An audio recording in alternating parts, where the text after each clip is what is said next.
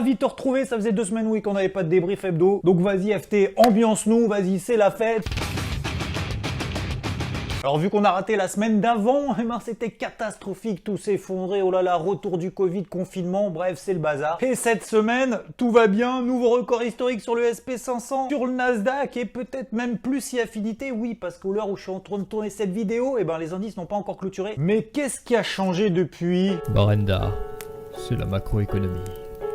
Bon, au-delà du fait qu'on trouve toujours les mêmes excuses, quand ça monte, c'est grâce au vaccin, au plan de relance, quand ça baisse, c'est à cause du Covid. Cette semaine, disons que nous avons eu quand même des chiffres macroéconomiques plutôt bons. Et on va pas s'en plaindre parce que ça faisait quand même longtemps qu'on était pas loin du grand chelem, on était à un poil de NFP quoi. Voici la liste et ça c'était surtout mercredi où c'était très green, méga green. C'était green bien foncé. L'emploi aux États-Unis selon l'enquête ADP, 3 fois meilleur que prévu, 3 fois plus de création de postes, 3 fois plus... putain je sais plus...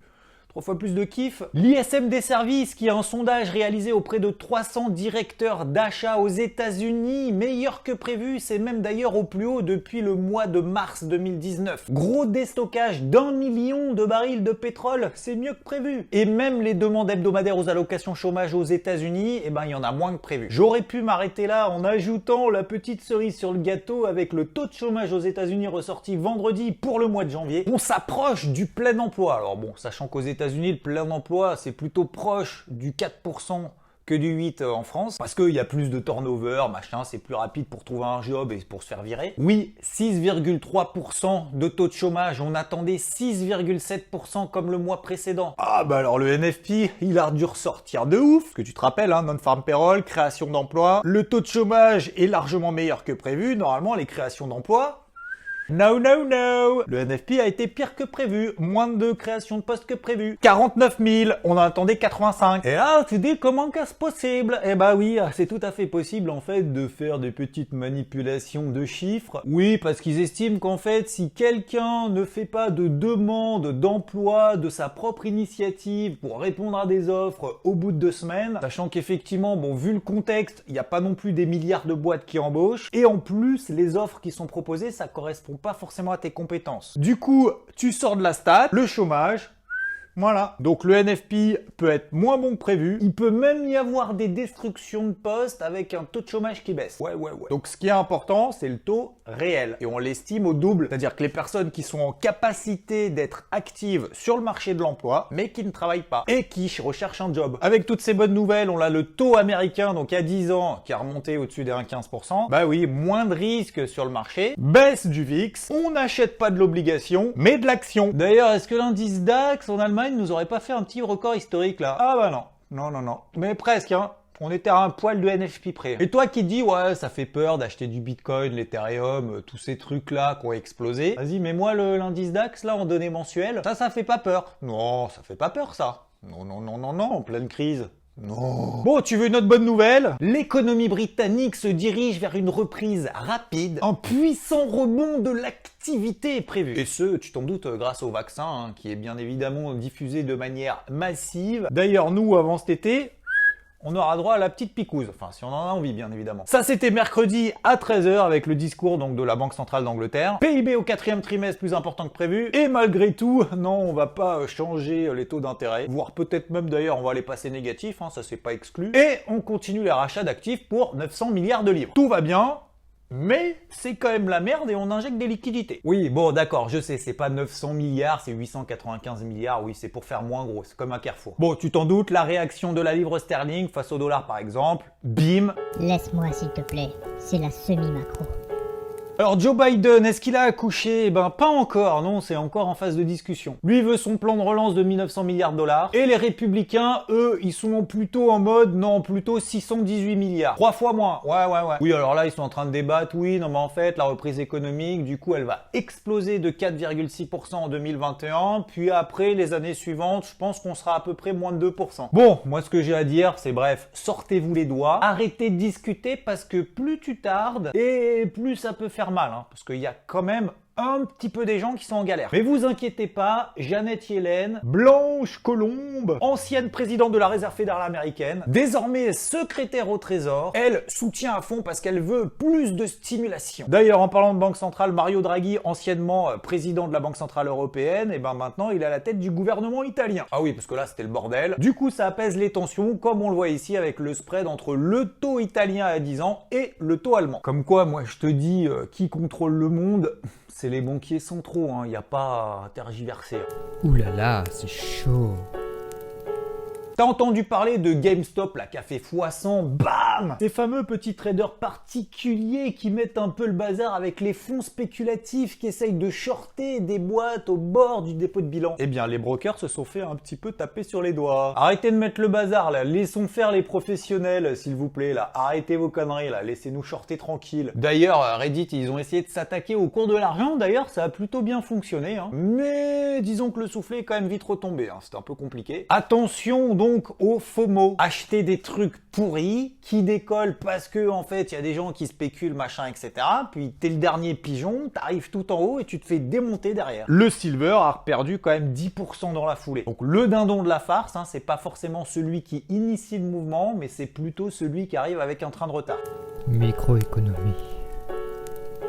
Cette semaine, nous avons eu des mastodontes qui ont publié, notamment Amazon qui gagne, oui, pas moins de 60 millions de dollars par heure, 125 milliards de dollars de chiffre d'affaires pour le seul 4e trimestre, c'est un record absolu, 7,2 milliards de dollars de bénéfices sur le trimestre, et d'ailleurs l'action, bah, elle n'a pas fait de record, elle reste dans son range. Oui, a priori, bah, c'était prévu. Et d'ailleurs, Jeff Bezos a laissé sa place de directeur général. Concernant Alphabet, donc la maison mère de Google, elle a éclaté les attentes, c'était largement meilleur que prévu, nouveau record historique sur l'action qui a dépassé les 2000 dollars l'action, hausse du bénéfice net de 50%, 15 milliards de dollars sur le trimestre. Du coup, ça nous donne une action qui dépasse les 1700% de performance en 10 ans. D'ailleurs, les gars, va falloir songer à splitter le cours de l'action, la diviser, comme ça au moins, on a l'impression que c'est moins cher, parce que là, 2000 balles l'action. Et ceci dit d'ailleurs, hein, elle a fait un gros gap haussier après la publication, puis derrière, ça n'a pas dégonflé du tout. Pour récapituler, les GAFAM en 2020, c'était visiblement un bon cru, tu le vois ici avec les histogrammes qui sont en bleu, nettement supérieurs à ceux qui sont en vert, ça c'était l'année 2019.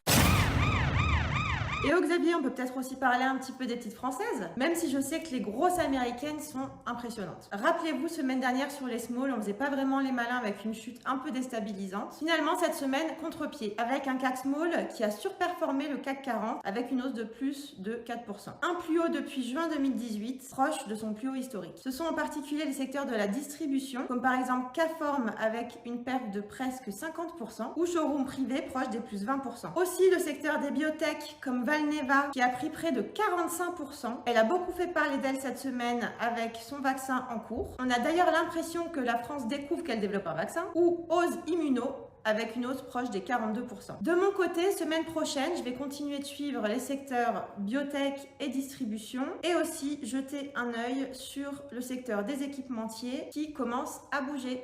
Le point Musk crypto. Le Bitcoin, lui, ne lâche rien, il n'a absolument pas cédé cette grosse zone de support des 30 000, 32 000 dollars qu'on avait déjà évoqué ensemble, alors que l'Ethereum, lui, surperforme largement. Alors on le voit déjà au travers notamment de ce graphique qu'on appelle ETH contre BTC. Et l'Ethereum, lui, on l'a vu également pendant ces 2 dernières semaines, que lui était dans un triangle ascendant en données H4, qui est une figure chartiste de continuation d'une tendance primaire qui est haussière. Bref, tout s'est bien passé. Le Bitcoin, lui, c'était un petit peu plus tendu. Il était dans un triangle descendant avec des plus hauts de plus en plus bas. Et ça, c'est plutôt une figure de continuation d'une tendance primaire qui est baissière. Sauf que là, la tendance primaire a été haussière. Et d'ailleurs, dès demain, 8 février, on pourra trader les produits dérivés, donc les futurs, sur l'Ethereum. Et oui, ces fameux produits dérivés qui sont indexés sur le cours des cryptos, comme le Bitcoin avait connu en 2017, juste avant que le Bitcoin atteigne les 20 000 dollars. Et là, blam, blablabla, effondrement, bim, 3 000 dollars. Oh, le timing, les gars. Et d'ailleurs après PayPal, c'est Visa qui visiblement s'intéresse plus particulièrement au monde des cryptos. Se dit tiens, ça peut être intéressant. Et ça, c'est plutôt une bonne nouvelle. Un peu de technique avec le numéro 10 Xavier Fenot. Les indices dans leur globalité ont réagi sur des grosses zones support qu'on avait déjà identifiées il y a 2 semaines, que ce soit par exemple sur le DAX, mais également sur le SP500 proche de cette MM50 Daily. Et le problème, ça a été que ils ont fait le point bas dans la nuit de dimanche à lundi. Et après, pour essayer d'attraper un TGV qui est déjà lancé à pleine allure, que dis-je, non, c'est pas un TGV, c'est plutôt une fusée, je t'avoue que j'ai eu quand même beaucoup de mal. Ça m'a d'ailleurs valu un stop loss perdant sur l'indice allemand DAX sur une zone de résistance intermédiaire, mais sans regret. Je me suis d'ailleurs focus dès le lundi matin à 9h, on a eu un petit élan haussier sur le dollar américain dès l'open de 9h lundi, et mon objectif était d'accompagner le plus longtemps possible ce flux haussier intraday, en l'exploitant au travers de positions short sur les paires en dollars ou à l'achat par exemple sur l'USD contre la couronne suédoise ou alors l'USD yen. Objectif accompagner le plus longtemps possible ce mouvement avec des renforts sur des positions en données H1, comme par exemple ici sur l'euro dollar, jusqu'à ce que vendredi on ait le NFP et là tout est invalidé, faut tout refaire, c'est comme ça, c'est la vie. Mais sauf qu'en attendant, t'as accompagné le plus longtemps possible ce flux, renforcer des positions, et puis à un moment donné, ça s'invalide, comme dans toute tendance, ça s'invalide à un moment donné. Bref, avec le NFP de vendredi, invalidation à court terme. D'ailleurs, le dollar américain est peut-être en train de réintégrer la résistance qu'il a essayé de franchir. Et en même temps, tu vas me dire, ouais, mais c'est normal, puisqu'on est dans une tendance primaire qui est baissière. Attention, il y a plus de chances qu'on ait de bull trap, c'est-à-dire de pièges acheteurs, lorsqu'on essaye de franchir des résistances. Et t'as tout à fait raison. Sur le pétrole, avec des stocks nettement inférieurs aux attentes, donc augmentation de la demande, les prix montent. On était dans un triangle symétrique H4, on en est logiquement sorti par le haut dans le sens de la tendance précédente. Bref, des fois on se demande pourquoi on essaye de faire compliqué sur les indices alors qu'il y a quand même des trucs qui se passent ailleurs. Ils sont quand même relativement plus simples a priori. D'ailleurs, je vais en venir tout de suite au point pédagogique.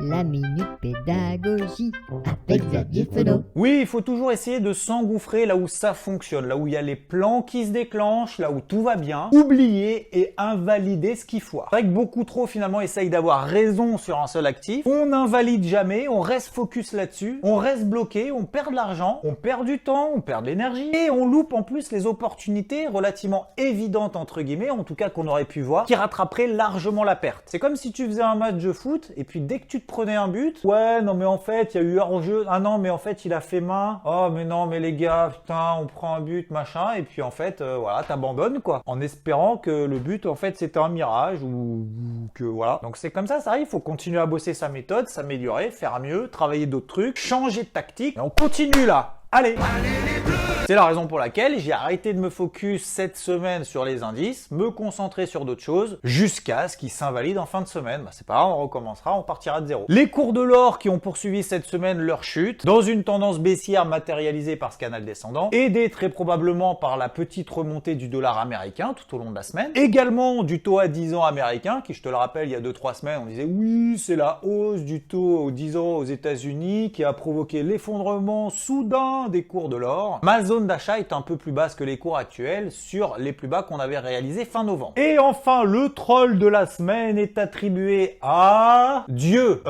Elon Musk, pardon. Je me trompe entre les deux en fait.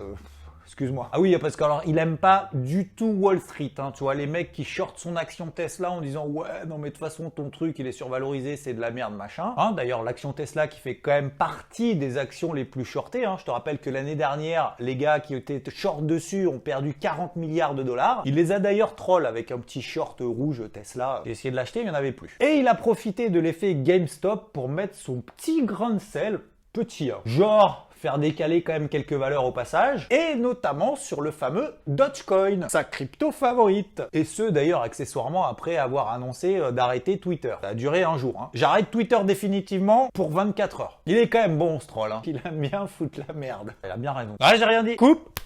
La semaine prochaine, on va s'attaquer au plus haut historique sur les indices, même si certains l'ont déjà fait. Ça va être quand même relativement intéressant de voir s'ils ont la force d'aller encore plus haut. Alors, sauf certains qui sont toujours à la traîne, notamment le CAC 40, c'est la limace. Hop.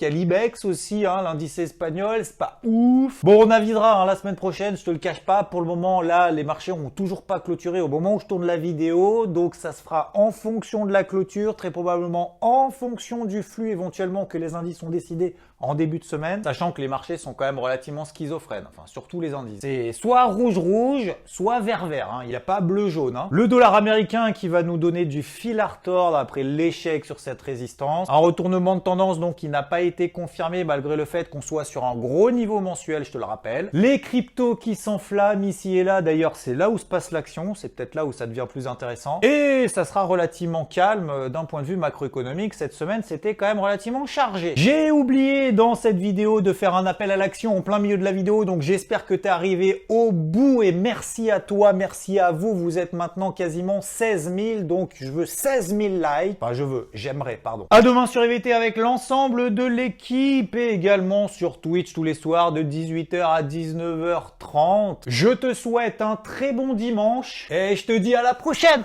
Ciao!